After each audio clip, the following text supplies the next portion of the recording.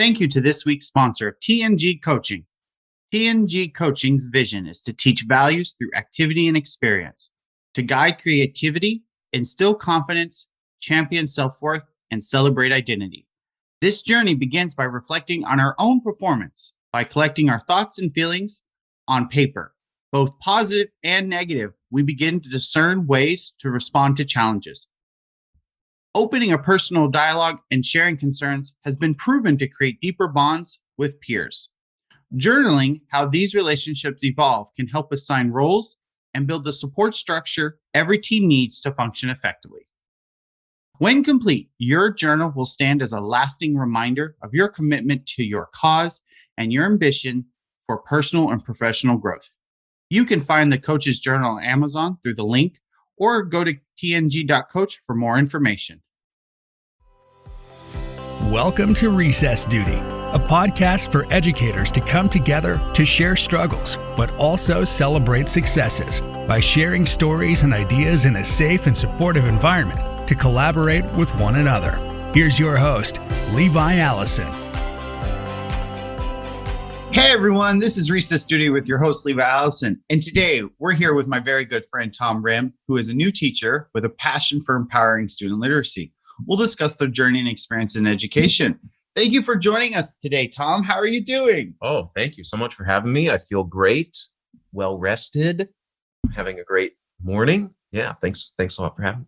I've been wanting to get your experience because you have such diverse experience working in Hagwons in Vietnam and Korea, now internationally, working with the literacy room, working with mentor techs, being a new dog dad because, Mr. Jose and Weston are best friends. So it's something we've experienced together. So I'm so excited to have you here, Tom. I'm very happy.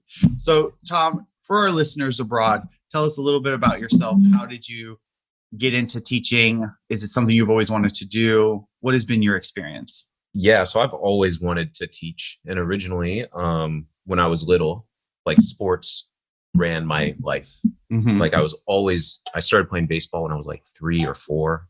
I played American football and got really into that. And I just knew that I wanted sports to be a part of my life basically forever. Mm-hmm. Right. And so my plan was to be a history teacher and then be fully all in on coaching American football. And that was basically my plan up until I graduated until I went to Vietnam for the first time when I was a sophomore in college. Wow. Yeah. So what was it about coaching that really something that you really loved? Well, I had one coach. His name was Josh Gibson. Mm-hmm. And he was such an amazing person. I'm sure he still is an amazing person. But he really he was an offensive line coach. And It's very important that everybody on the offensive line is very tight knit, very close. You're all on the same page all the time. And I remember he just kind of got the very best out of all of us. And I remember how it felt to really kind of succeed in a really big way, basically because none of us were all that good, but he really coached us and made us so that we're actually a very solid offensive line. Mm-hmm. And it was all about loving each other, being part of a community, about sacrificing kind of maybe what you want for the good of the team. And it was awesome. It was the greatest summer and fall of my young adult life, So it was looking back, that was such a formative time. And I think that's when I was I want to make sure that I'm a coach. But then I went to Vietnam and that kind of went out the window. But you coach here at Chadwick though. Yeah. So I coach cross country. Mm-hmm. Yeah. It's been really interesting because I do like to run, but I'm not I wouldn't consider myself a traditional runner. So Mm-hmm. coaching these kids who are actually very good runners Mm-hmm. is sometimes it's not very natural to me, but I've because it's my first season and now the first season is kind of winding down. I do feel I'm starting to really enjoy it and pick it up, getting to know these kids and really enjoying kind of coaching them and hanging out with them. So That's so amazing. I love when people put themselves in a risk. I know I could never coach cross country. It's not something that's going to be in my forte, but way to be like a risk taker, and by showing that you're trying something new for these students who, in other words, are very nervous of trying new things here because it's so black and white of being either I'm amazing at it or I don't do it at all. Mm, yeah. And so that's really very cool for you.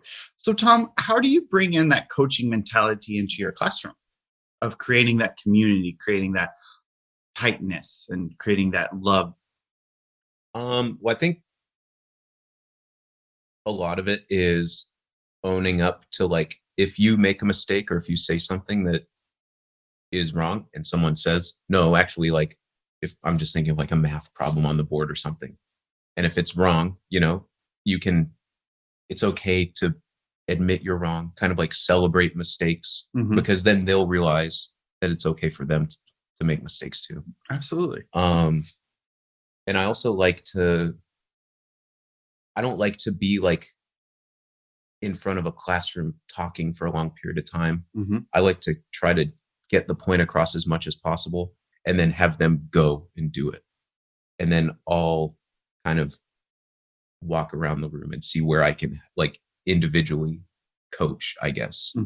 Because everybody is always in a classroom and everyone's going to be in a different place. And so my goal usually is to kind of shoot the information out into the class and then try to meet these kids where they are and help them however they need. So when you say what they just go and do it, can you give me an example of what that looks like? Yeah. Because I'm excited to hear what that looks like. Yeah. So that's not very specific, I guess. Just go and do it. No, like I'm thinking back to my ESL experience in like Vietnam and in Korea that first year. And as an ESL teacher, it's almost like the less you talk, the better you're doing, because you're allowing them to practice. Yeah. You don't want to be a person who's like up in front of a class talking for, because a lot of these classes are only like 40 minutes long. So you have about maybe 10 minutes of instructional language, and then it's like practice, because you're not going to improve by just listening to me. So I guess like an example of that would be like giving students like an opportunity to use language in an authentic way, or trying to make it as authentic as possible. Where that kind of comes out in with my experience at Chadwick, I think like we're going through like our structure of literacy is a mini lesson, and then give them that time to either have protected reading or give them time to write. So the mini lesson really should only be like, I think Matt Glover said like 7 minutes long. And then that leaves, 33 minutes for you to either meet with them and see how they're doing like individually, or they're just getting that practice. They're getting that time or that protected time to read. And when you say practice, what are they practicing specifically? Well, it depends on, we just finished an open genre writing unit. So really they were just writing whatever they were super passionate about. Okay, cool. And so I had like a mentor text that I kind of taught them or helped like teach them. And it was about Mr. Jose, and he meets a raccoon in the park. Yeah. And I was I loved it, man. Because I don't write. I'm not like a writer. But Matt Glover says like kids should be exposed to all different types of writing. Professional writing, their peers writing. And then also he said like teachers should write too, because they then see it bridges the gap between what they're doing and what a professional writer is doing. Okay. And so I was like, okay, I'll just run with that. So I started kind of planning this story with Mr. Jose. Yeah. And I got so into it. Yeah. I really liked writing it. And I like Yeah, it was so fun. And it was cool because when I was conferencing with my students, it's tough to know where their common needs are until you start conferencing with them. Yeah. So like I would see, oh man, a lot of students are struggling. A lot of them want to like just dump their story and then go just start new again with a brand new story. So I was like, well, now I need to figure out how I can show that through my story. I was like, well, you don't need to completely dump what you're doing. You can like make tweaks to your plan, or you can, because if you just dump everything you've done, then that's all just like gone. You can't get it back. So yeah. So I guess, I don't know if that answers your question. No, absolutely. And a way to be like, again, being reflective and not just like, turning that mistake into a masterpiece, and refining it, not just starting from scratch. And I think as a composer and as a musician, we experience that a lot, where it's like, oh, this is a horrible idea. No, it just needs a little bit more refining. It needs a little bit more tuning. It needs a little bit of maybe some layering. And it sounds very similar to what you're talking about of like, no, let's confer. Let's talk about it. What are some next steps that you can try? And so how do you get those kids who also think that they're not a writer to write? You have to just find something that you really like about their writing, and you have to tell them that. And you have to be like, I think it's been a real shift in my process, I guess, because when I was teaching ESOL, it was like you were looking for these mistakes because their goal is to improve their English so that they are capable of maybe going to a school like Chadwick and learning like in an English speaking school. So it was, whenever I would look at kids writing in Vietnam, it would be like, okay, I've got like a red pen. What they really need is this, like these structural changes to their writing. And that's important here at Chadwick too, I think. But I think you're building kind of like a different muscle for them. You want to teach them to be creative and to take chances, and you want to celebrate those chances and those risks that they take. Like one of my kids had a story, and it was about his time. He was at the GS with his friends eating ramen, and there was like they're like going to throw it away in this trash can, right? And the trash can was like the foot pedal one where it pops up, like the lid pops up.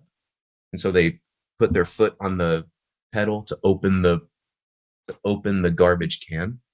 They put their ramen in, and as they're putting their ramen in, a pigeon just flew into the trash can, and they closed it, and they were all scared. And it was all just about how they got this pigeon free from this garbage can. And like, it was just such a funny story. And the title of it was The Pigeon Disaster. And I just thought it was like amazing. It's an amazing story.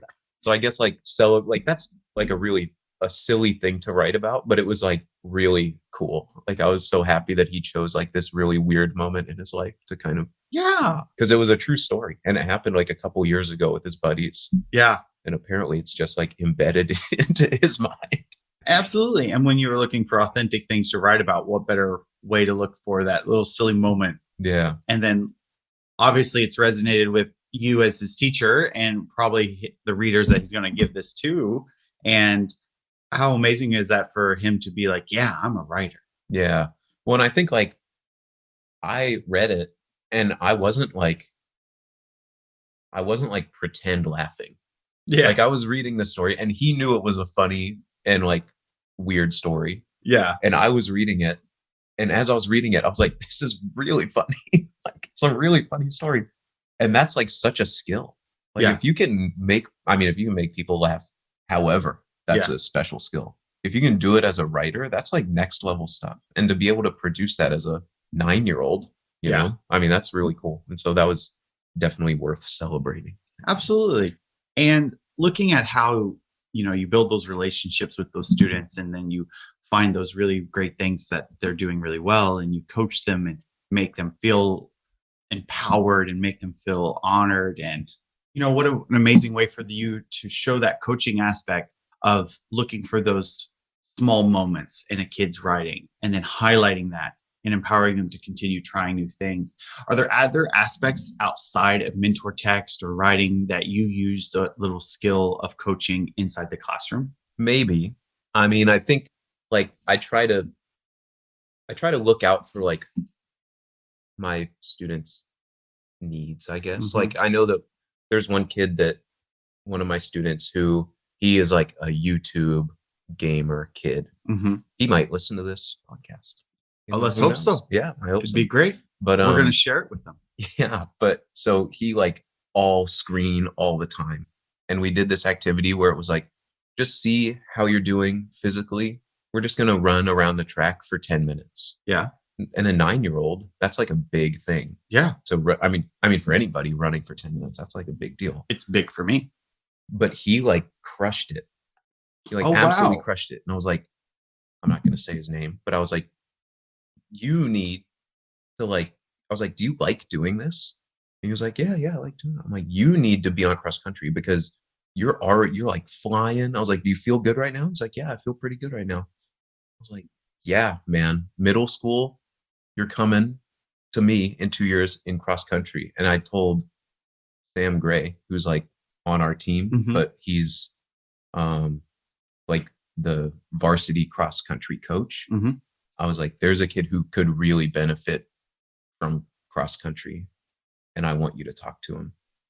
And so like trying to figure out what these kids, like, what is it that they actually need? Yeah. Like and so I'm really looking forward to like kind of having him have the conversation with Sam. And then if it plants a seed where it's like, oh, wow, I really like this and I really need this. Yeah.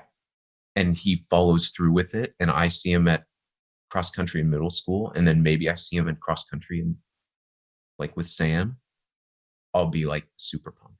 So I guess maybe I'm always, maybe I just have kind of like a coaching lens as I'm teaching too. Yeah.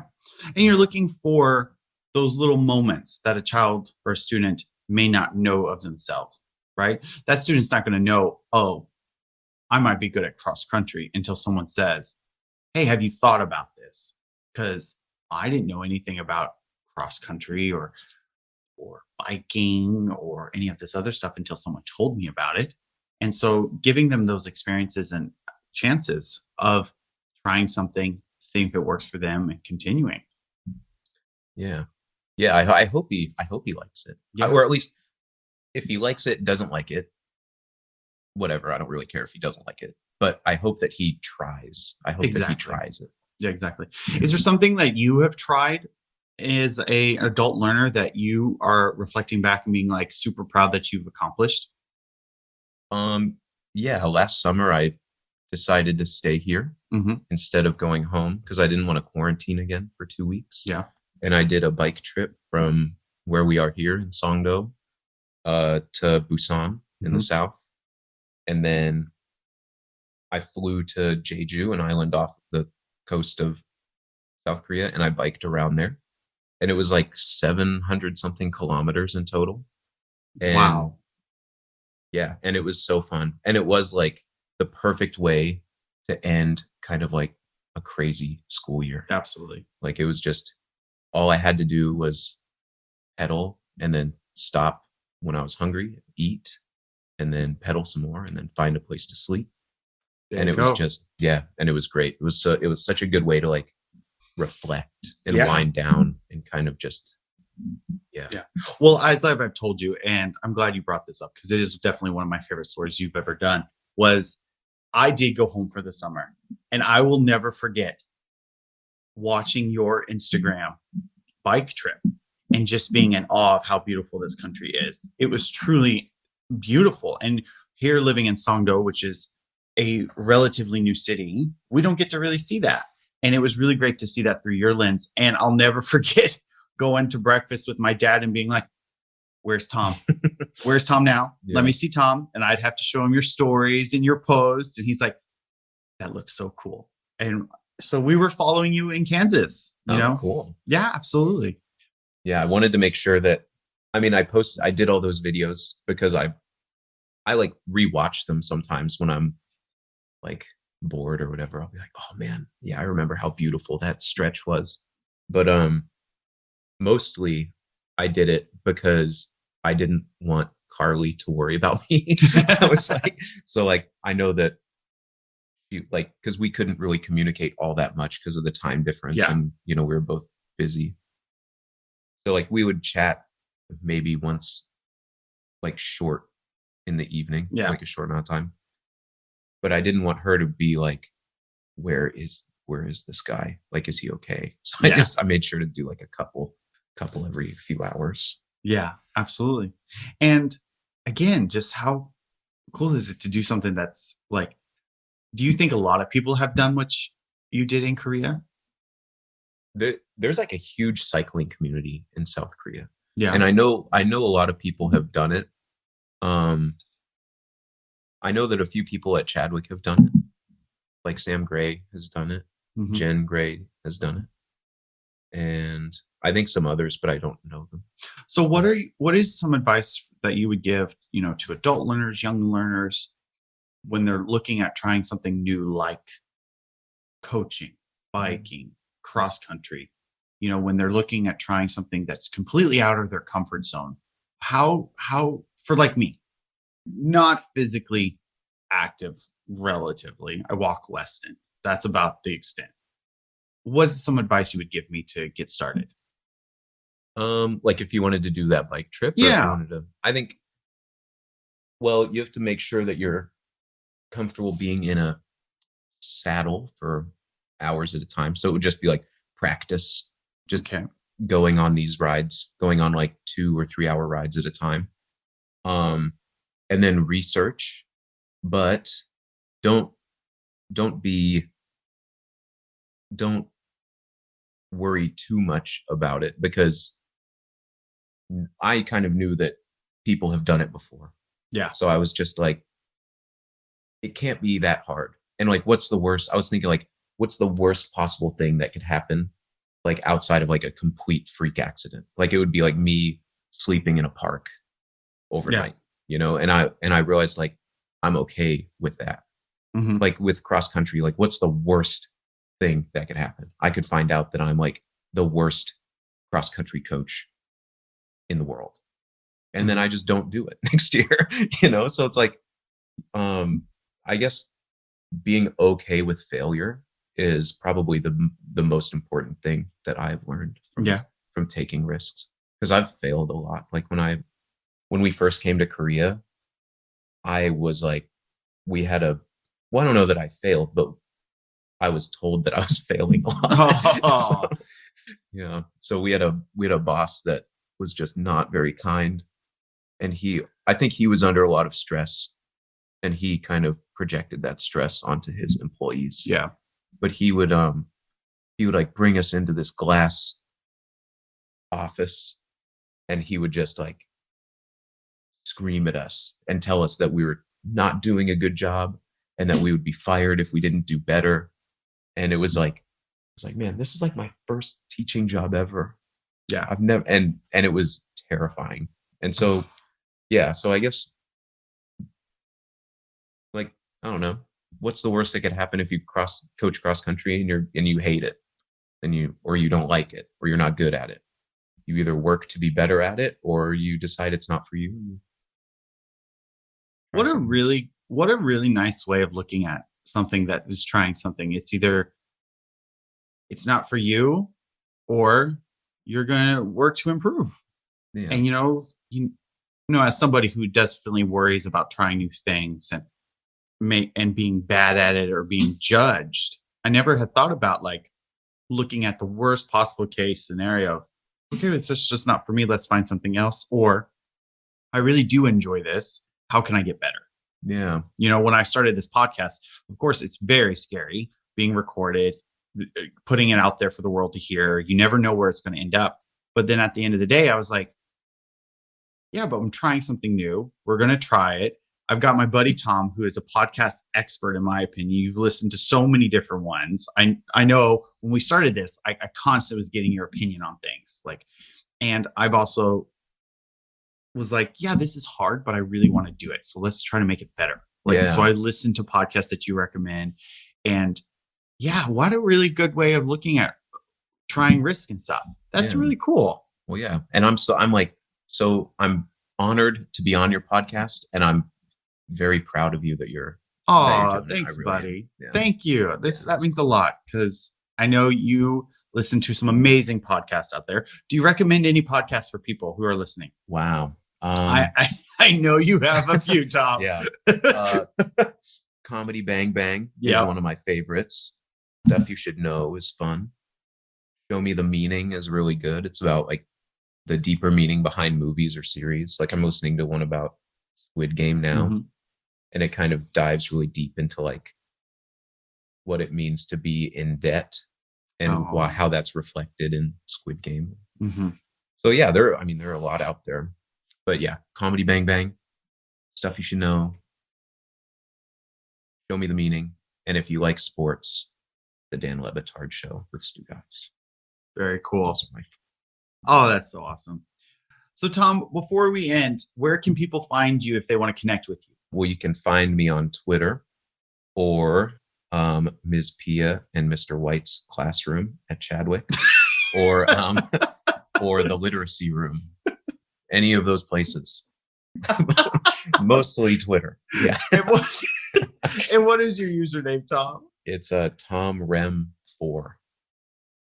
Yeah. Awesome. We'll put that in the show notes, Tom. I love that answer. Tom, we ask all guests here at the Recess Duty a very important question of what do you remember from recess growing up? Ooh, okay, so I remember a lot from recess growing up. Absolutely. I loved playing all the recess games and everything, but I have like a really vivid memory. I moved from Georgia to Washington, and Georgia, very dry. Washington, very wet, right? We were playing kickball. And I'm kicking, not kickball, like baseball kickball with like the wall. I don't exactly remember how you play. But you kick the ball against the wall, and then your friend kicks the ball against the wall. Oh, it's kind of like the racket game. Yeah. Kind of like racquetball or like wall ball. Yes. Okay. But it was like, so we were playing that. And I remember I went to like kick the ball super, super hard. And I slipped and I fell on my back and I got the wind knocked out of me. Oh, no. But I had great memories from recess. But that was one that was like what popped into my head immediately.